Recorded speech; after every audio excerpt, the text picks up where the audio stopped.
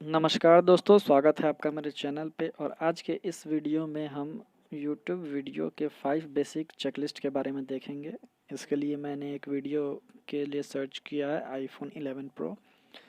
अब इसमें देखिए, सर्च के बाद आपको सबसे ऊपर जो दिख रहा है ये ऐड होता है, इसके ऊपर आपका वीडियो कभी रैंक नहीं कर सकता। उसके बाद जो ये सर्च रिजल्ट्स आते हैं उन्हें हम ऑर्गेनिक कहते हैं, जिसमें आप जो भी अच्छा वीडियो होता है यूट्यूब के अकॉर्डिंग वो सर्च एल्गोरिदम में वो इसे ऊपर रैंकिंग करता है।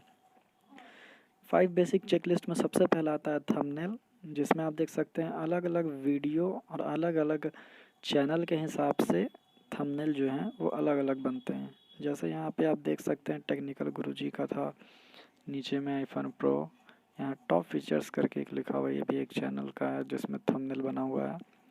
तो इस तरीके से अलग अलग चैनल के लिए अलग अलग थंबनेल काम करते हैं। ज़रूरी नहीं है कि एक ही तरह का थंबनेल हर एक चैनल के लिए काम करे।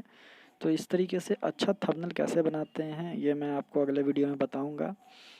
सेकंड जो चीज़ होती है वो होती है वीडियो की टाइटल।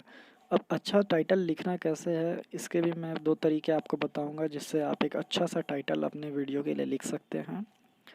थर्ड चीज़ जो हम लोग चेकलिस्ट में देखते हैं वो आपका होता है चैनल का नेम।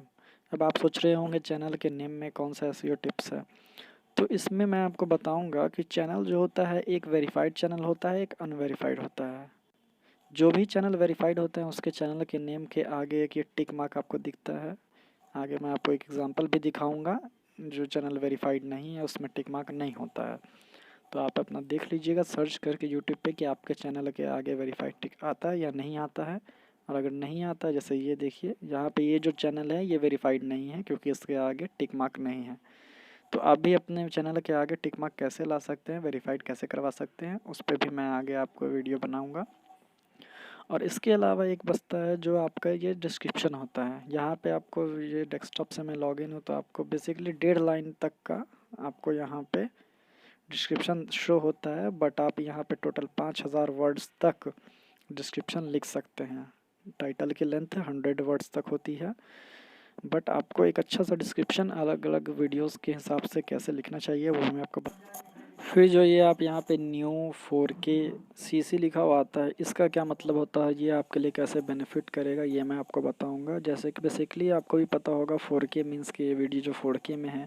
CC होता है जैसे कोई वीडियो चलता है उसके नीचे आप अगर उसे इनेबल कर देते हैं तो उसका टेक्स्ट जो होता है वो लिखा हुआ जो वीडियो में बोला जाता है वो स्क्रीन पर शो होता है। तो नेक्स्ट वीडियो में इन सारी चीज़ों को कैसे वन बाय वन करें मैं आपको बताऊँगा।